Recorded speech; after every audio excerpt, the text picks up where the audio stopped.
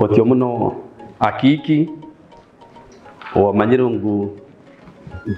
nkwa nikisoboka kandi sitemani ntakatandikire orubazo rundu nanyenda kusaba nduheyo mu rujungu habw'ensonga nkaina eyokubanza ntekaniza mu rujungu nimanya ngu abantu ba Tooro bakasoma kandi basomeseze.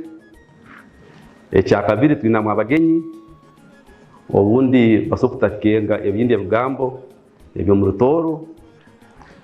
Ekyakasatu nintina kutabyatabya ebigambo ebindi ebitasobora kuhindura kuteeka mu Tooro habwokusanga ngu bizire bishaka nk'ebitwantukura nka social media, roaming, WhatsApp n'ebindi COVID-19 tiine kunsobola kuteeka mu Tooro. Kandi ekyakana kiri ngu twikaranganize na bamwe abatekaniza ngu ebigambo ebindabaza bino mu rujungu bijja kuba consistent then nibisobola kuhindurwa mu Tooro ka abandi abasobola kubitunga mu Tooro. So nebi nigara kusaba kwange kukirizibwe. Good morning ladies and gentlemen, given the audience here at 2023 TPC, an attempt to recognize protocol risks distortion and the misrepresentation of the dignitaries here. But importantly, I recognize that all of us are here gathered in capacity as Tooro people. Therefore, allow me to say that all the delegates to this TPC 2023 in your respective capacities are duly and meticulously observed. When I was contacted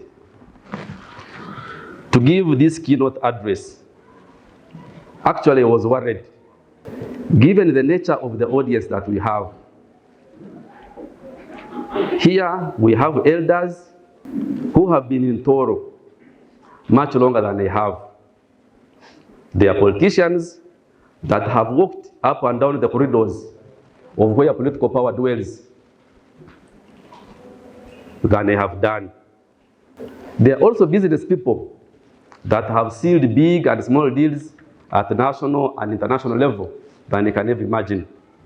But also, they are civil society actors that have interacted with local communities in this region over the years at a very deep level, working with them that I can ever imagine to do.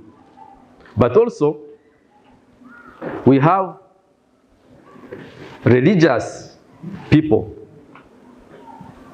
and also we have government workers who have done a lot of things much more than they can even imagine of doing.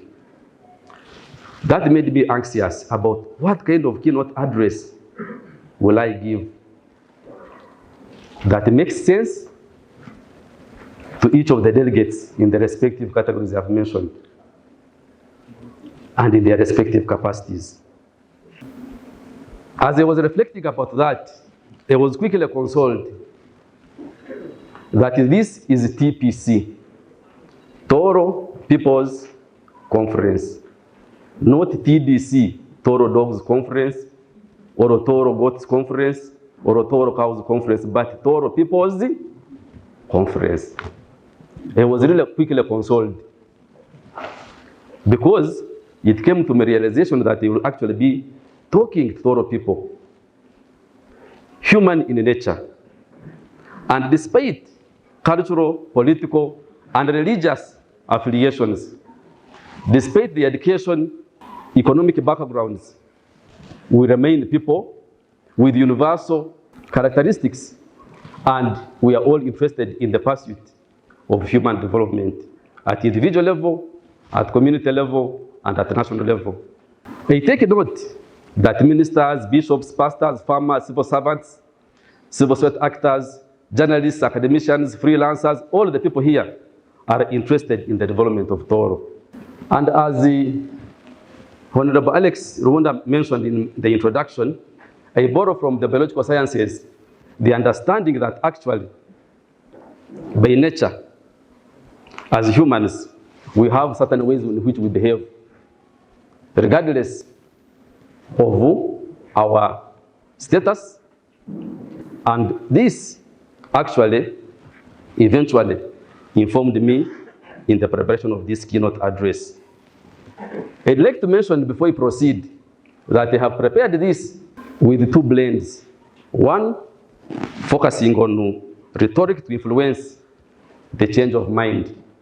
And on the other hand, I have prepared it considering realistic solutions for Tooro people to take action. And that is why the topic of this keynote address is realistic solutions to Tooro people's problems. And it is packaged in this small handbook. Anybody who needs can access it. And I've agreed with the organizers that you can be able to access it at a fee of 5,000, which proceeds will go back to support TPC.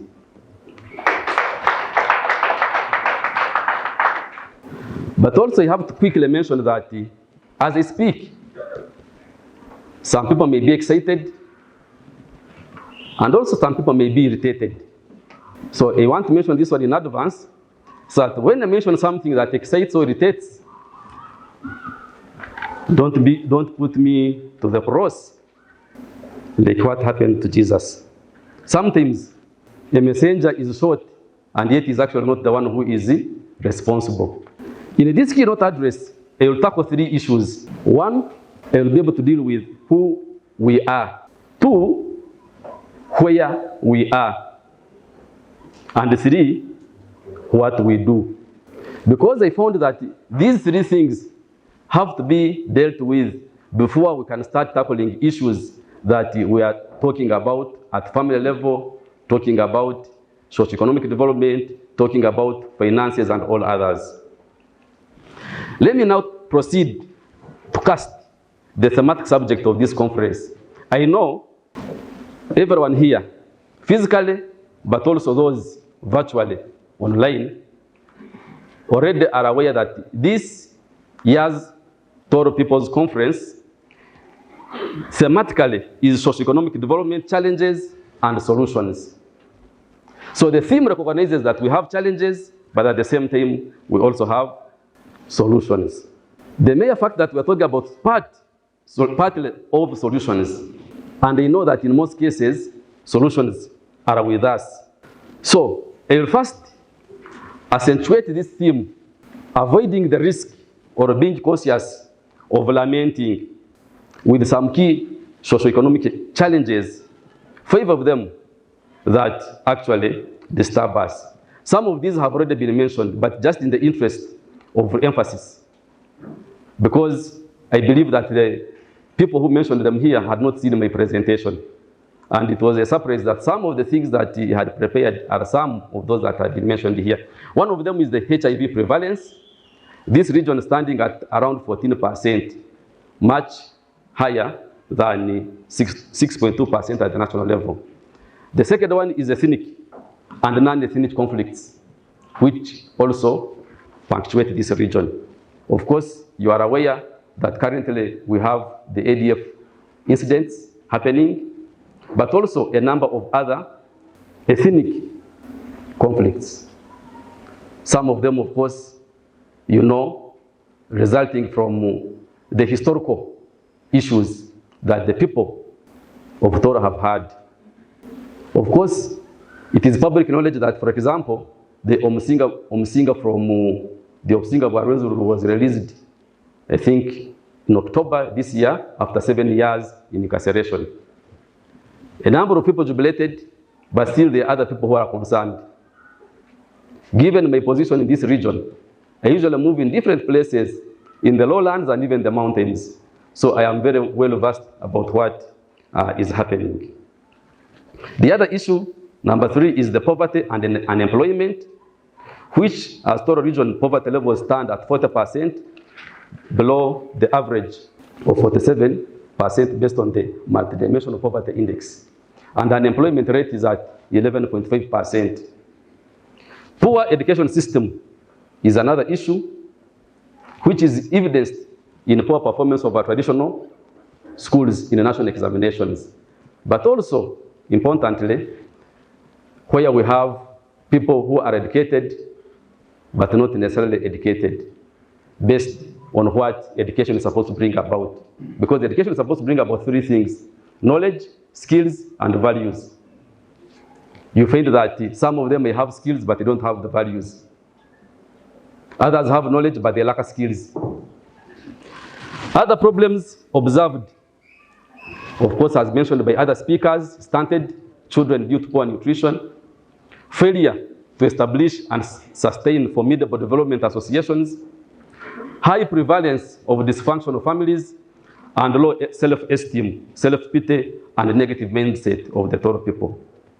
So, indeed, these issues are real. They are not virtual. That's why I'm talking about the real or the realistic solutions, and these are addressing these real challenges. So without these solutions, these problems will persist and actually lead us as Tooro people in much difficult times. Platforms such as this, the TPC, are essential for discussion. As Honorable Alex pointed out, we come to discuss and design a way forward. Some of the actions, as he has mentioned, there are people who can be able to take those actions. But as he'll be mentioning, still as TPC, we need to see what mandate we have to hold some people accountable to take these actions. Because we cannot just discuss and we expect people to take actions and eventually don't do. We must be able to find somewhere a hand that we can be able to twist to make sure that we produce the results that we need. So, to do this, we need to pose a question, not biased by our political ideologies, not blurred by our religious doctrines, and not paralyzed by our academic analysis, but by an objective mind. Why do we still have these challenges and problems in Tooro, regardless of the different interventions that we have discussed and some of them proposed? In my view, we tend to package some of these problems at a socio-economic level, and therefore we try to chase socio-economic solutions. But given my introduction in this keynote address, that humans have to be looked at the level of their behavior, their nature. That is why it is important to have another angle at which we can be able to look at these issues. Secondly, in most cases, we tend to believe in other people other than ourselves to address our socioeconomic problems. We tend to hunger for external intervention to solve the problems, regardless of whether we are organized as individuals or as community. So even when we are organized, we tend to address these issues by looking at material incentives for which you can get at individual level or at family level, and not the ultimate good of Tooro as a society, Tooro as a region. In most cases, we tend to position ourselves as needy. We tend to position ourselves in a vulnerable state for us to seek attention and then receive handouts, which is partly a very bad mindset, which eventually, from psychology actually, it shows that if you position yourself as vulnerable, eventually people treat you that. But if you position yourself as strong and show what you can be able to deliver, then also people will take you seriously. Which, of course, brings me to another aspect of measuring always our problems and not measuring success. I would love, for example, the next TPC to start with what are our success stories. Again, psychology tells us that the moment you try to find problems, find challenges, you will indeed find them. But if you twist your thinking and look for the strength, look at what you have been able to achieve, look at what you have gone through, look at the goals you have attained, definitely you'll find that actually we are making progress. And once you realize that, it prepares you psychologically and also physiologically to get what you need. Therefore, this requires us to shift and start measuring success rather than measuring failure. We'll now proceed to contextualizing socio-economic problems, challenges in the context of human pursuits. Everybody, whether bishop or a beggar, president or a peasant, prince or a pauper, politician or a pastor, princess or a prostitute, pursue those 4 things. And wherever I have mentioned this, I have not seen somebody coming up with a 5th. Regardless of who we are, number 1, we pursue health, how to live. Everybody desires a long and healthy life. Number 2, we pursue relationships, how to relate. Everyone desires to relate peacefully. Of course, unfortunately, as people pursue the need to relate peacefully, they end up creating war. Sometimes intended, sometimes unintended. Number 3, everybody pursues financial needs. Everybody looks at how to earn. That's why we're talking about socio-economic. Unfortunately, this is something that is not usually taught even at our household.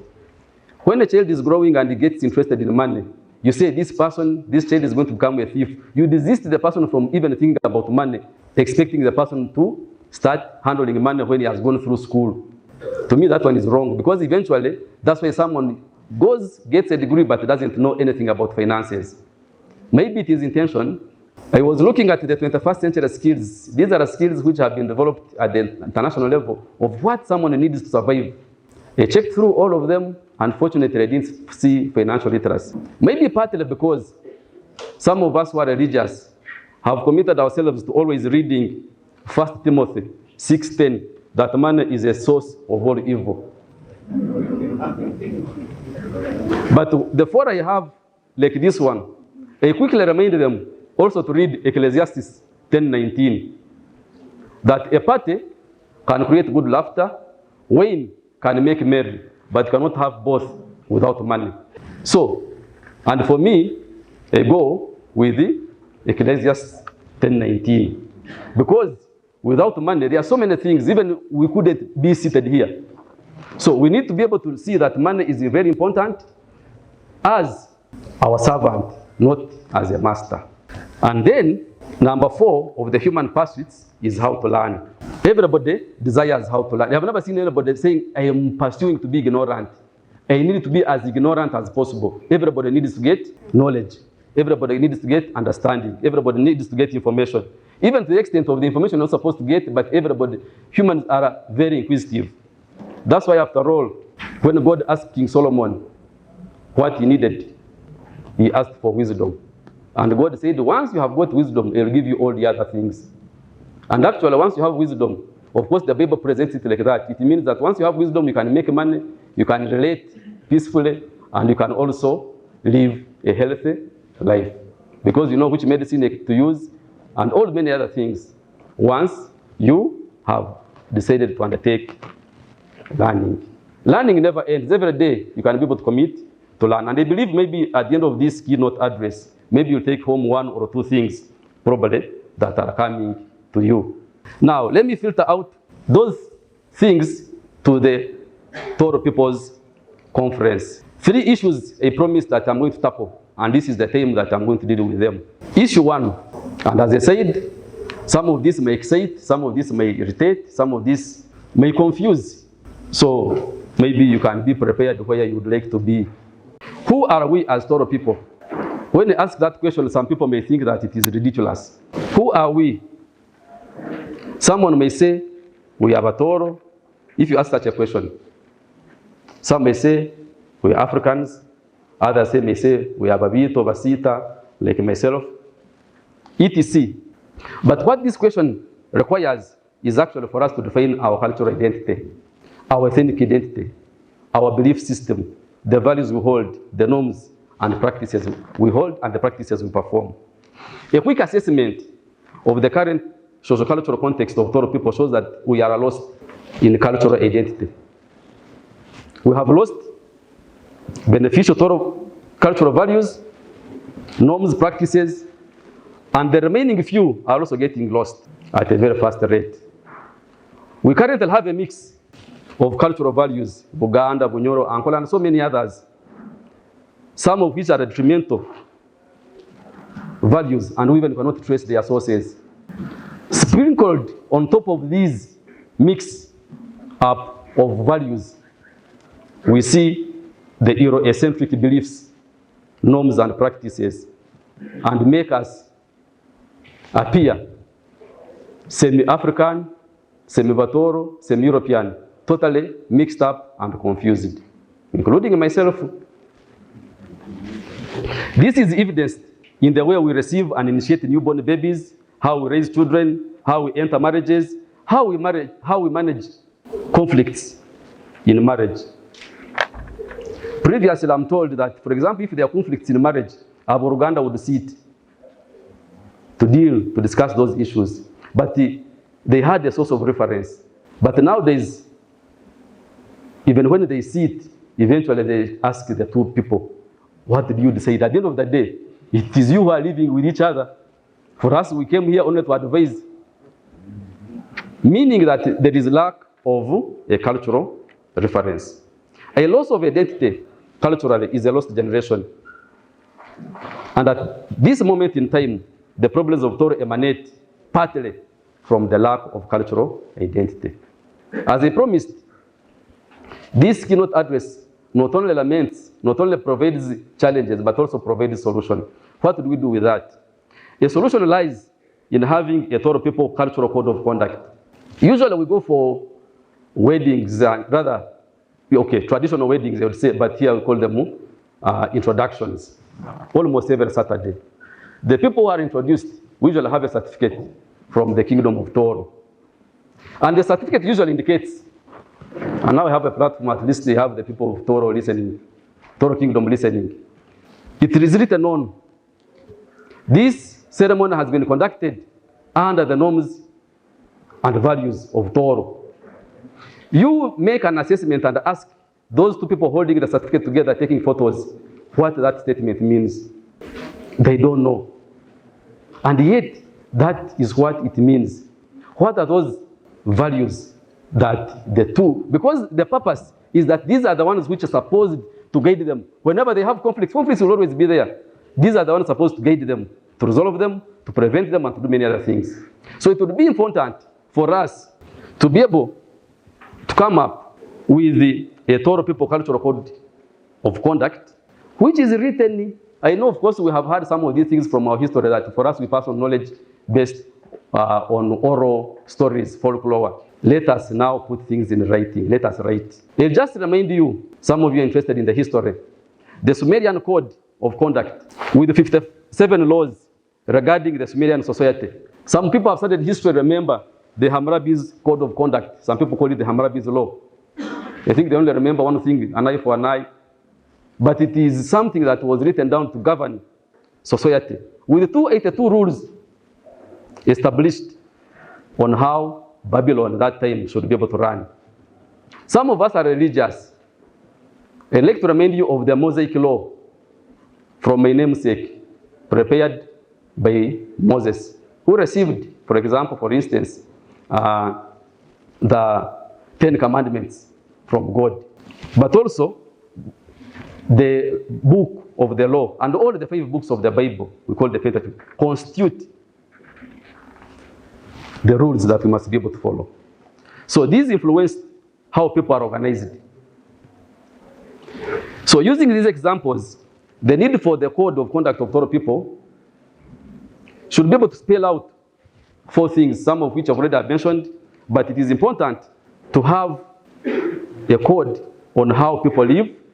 Tooro people, looking at their lifestyle, how they can be able to live, guidance, because people generally have no guidance because of lack of a code of practice. How Tooro people relate, okay, and how Tooro people earn. This is important because sometimes you find we are mixed up in all sorts of things. And remember, by the way, cultural and personality influences the success in business or in a career that you undertake. Sometimes you find someone pursuing to become a priest, and yet his rightful place would be in the army. We need to understand that the culture and the personality influence how we successfully do business. And then how we learn. This is very important as Tooro people. What do we learn and from who? Okay? What do we learn and from who? And this should not be confused with the formal education system. It also has its own problems, but we need to look at the different platforms that we have where young people, where we learn from each other. And they have come to realize that you cannot be able to go through all the experiences alone. They have gone through some experiences, and when they share with the 70, 80-year-old, they actually get marveled, and they confess that they have never gone through such a kind of experience. And they wonder, if I could go through that experience, what would I be able to do? So we can be able to learn from each other, both young and old. But importantly, we need to know, where do we learn from? And also to be able to understand, get people that we know, for example, from Tooro, or even outside of goodwill, to be able to serve as mentors. Those who have gone through business, let them tell us, tell the younger people. I remember very well, there is a book that I read about the richest man in Babylon. He gives advice that if you are looking for advice on business, you cannot go to a brick maker. So if I'm looking at how can I be able to sustain my home, people are celebrating 30, 40 years in marriage, then I need to go to those people who have gone through that experience. But unfortunately, it means that people consulting, learning from those ones who even don't have any home, or those ones who have failed, definitely they're going to give you the experience. Now, I need to quickly mention that this Tooro people code of conduct should be citizen-driven, culturally embedded, politically ratified, and religiously sanctified. When we do that, then we know that everybody will be on board. If I'm to repeat, it is not a tongue twister, but we need the code of conduct that is citizen-driven, culturally embedded, politically ratified, and religiously sanctified. Secondly, the second issue, where are we as Tooro people? When we ask, where are you? Some people may give responses, but this question requires us to ask and answer in the context of the geographical location where we are. As humans, we are adopted biologically on land, not in water, and not in air. Throughout history, we see that land is one of the factors that can make someone powerful or someone powerless. The bishop, as if he had read this, mentioned about the issue of land. We understand that land, even according to the Bible, is what was promised by God to his people. Land is a very important factor. Economically, it is a factor of production. If I can pose a question, how much land do Tooro people have? At family level, but also at individual level. Is the land increasing or decreasing? Cause observation shows that the land in possession by Tooro people has over the years been reducing. Tooro people are losing land and hence their power. If I may ask, for example, with the risk of annoying some people, do we still have Tooro? Which land do we consider as Tooro land? Looking at the above with our ethnic aspects, the cultural aspects, what we consider is that which is possessed by those that actually cherish Tooro cultural norms, values, and practices. I know this has been, of course, a question from time to time, but has never been dealt with.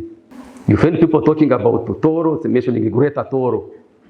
Oro Kabarole, Kasese, Mundugudyo, Tiegegwa. So what is Tooro? As I said, and it annoys some people. So if we're able to ask ourselves in terms of land, because that is what defines where someone dwells, it is important to realize that some of the people that still cherish values, norms, practices of Tooro have been squeezed, flushed out from prime lands into trading centers. If you take a casual survey, like myself, who moves around the different areas in the Tooro region, that question needs an answer. Number one, we need to conduct a land possession assessment, which helps us to determine the land possession and how productive it is. This will help us to track in the future in terms of the land change, land tenure, and land position. Number two, as the Bishop mentioned, discourage the irresponsible selling of land. Why this one is very important, I just give you a story of someone who constructed the rental rooms. And she decided it was actually a lady, remained with one room where she can be able to take care of her 2 kids. She brought tenants to stay with her. But what happened is that because of the cultural norms, values that deviated, she was actually flushed out of her rentals for Muhumuza, and she went to look for another place. Same applies, we have seen issues concerning land. You say land, a piece of land to someone, eventually becomes a what? A problem. And you cannot be able to live together in harmony, simply because of divergence in the cultural beliefs, norms, and practices. So it is important to discourage the responsible selling of land. But in case there is a need, then there should be, as mentioned earlier, part of the code of practice. How should we go about selling land? And then discourage land fragmentation at family level. I know our elders, this was a normal practice that once you have children, boys, divide the land, even now, of course, girls, divide the land amongst them. But this practice has actually resulted in these problems of land fragmentation. But that will not be a bigger problem. It has created a dependence syndrome among the youth. They know my father has 10 acres of land, even if I don't do anything, he will give me, at least will not fail to give me a half or a quarter. They don't look for their own land. And in the process, eventually we get squeezed as the Tooro people, and at the end of the day, we have issues. It is important to mention that once we have done the above concerning land, then we can be able to think about how to use it productively. This can be in the lane, especially for this region, gifted by nature, opportunities by government provided. The Fort tourism city, the only tourism city that we have in Uganda. This region developed as a tourism hub in the Tourism Development Master Plan 2014-2024. So it is important for us to recognize the opportunities we have and how we can be able to. One thing that I must mention is that the opportunity we have is for us to plan smartly. Honorable, recently we visited together South Africa to be able to visit Durban, Cape Town, and Johannesburg on how these cities are organized, especially in terms of data and smart cities with the support of Tooro Development Network. And we're able to learn a number of things. But importantly here, our plan for development should not be the same as Kampala developed. Let us focus on what we call smart development, green development. Let us consider, for example, the opportunities we have, like Tooro Botanical Gardens, creating opportunities for conservation. We develop a unique area which blends very well with our natural resources. I know Bunyoro will have issues, for example, with the issues of mining and the exploration. And all. There will be a lot of damage coming from as a result of mining. People need to come and spend the weekends here. We need to create the alternative that is available. We need to identify our niche. And then number 3, what we do as Tooro people, this is important because what we do is key in terms of our productivity. Are we productive? You find a household of 10 people, but only one person is productive.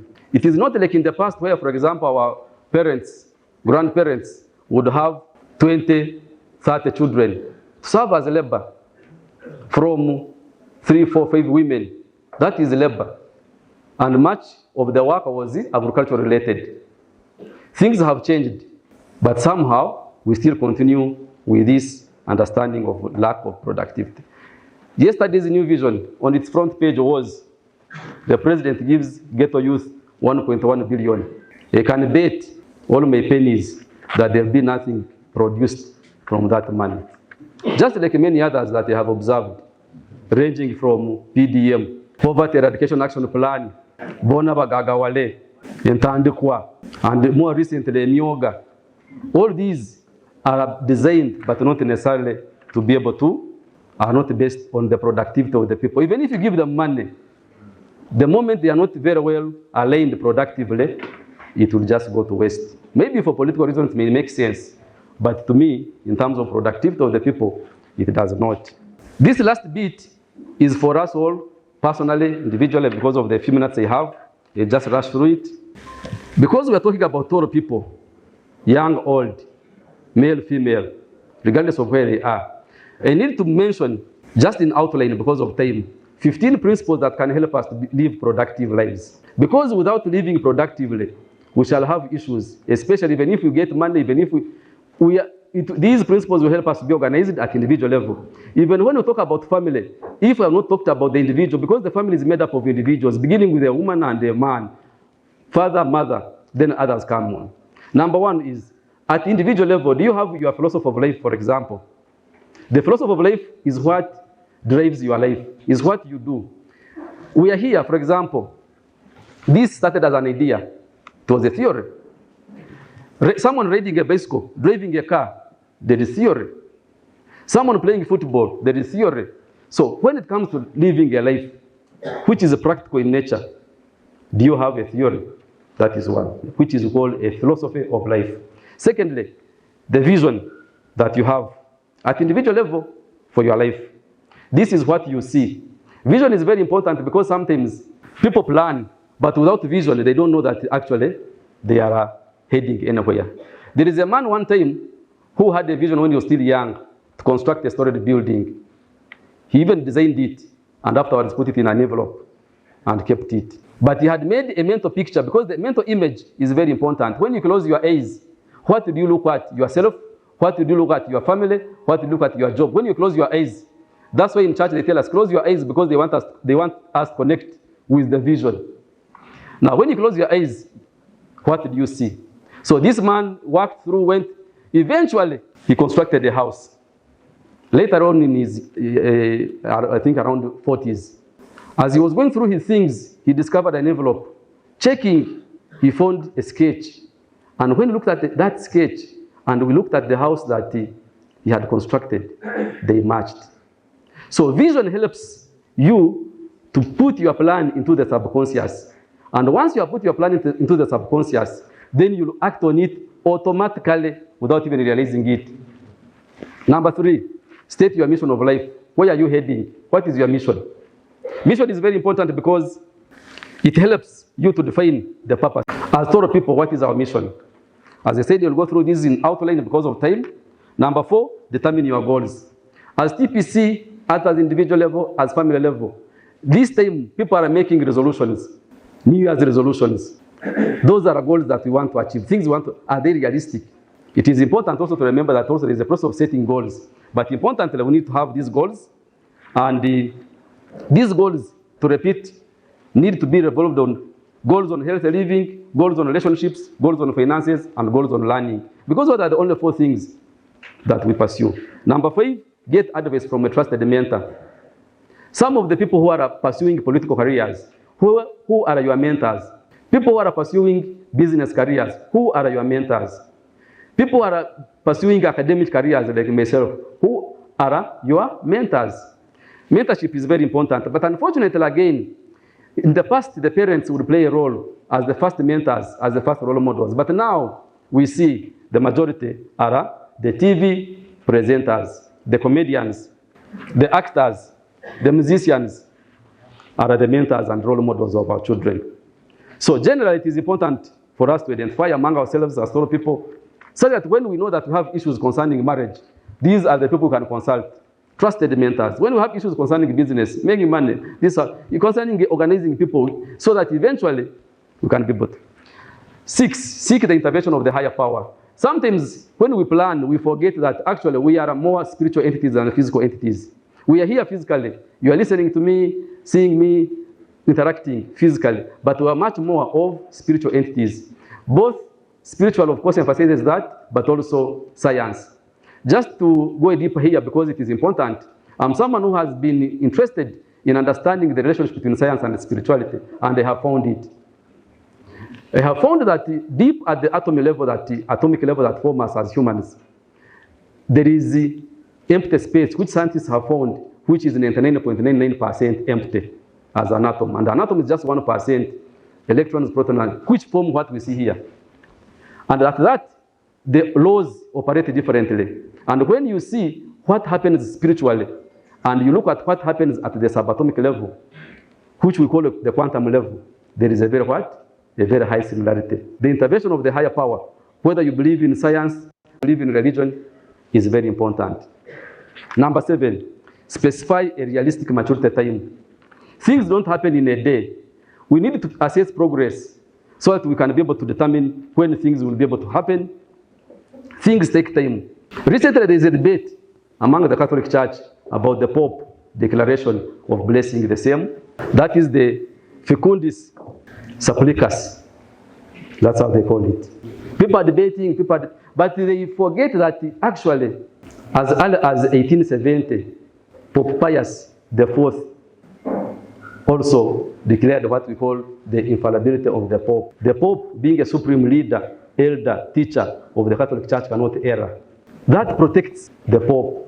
Whether people are saying that this is unrealistic, whether people are saying what, that is part of the doctrine of the Catholic Church. Maybe you can debate on radio, on TV, we can write an article, but the Pope cannot err. This because he was able to look at the possible repercussions. So when you plan ahead, know that possibly this could happen.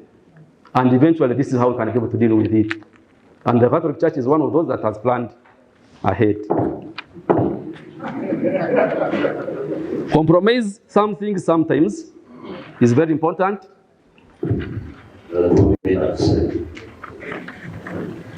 Not that you are talking about the Pope.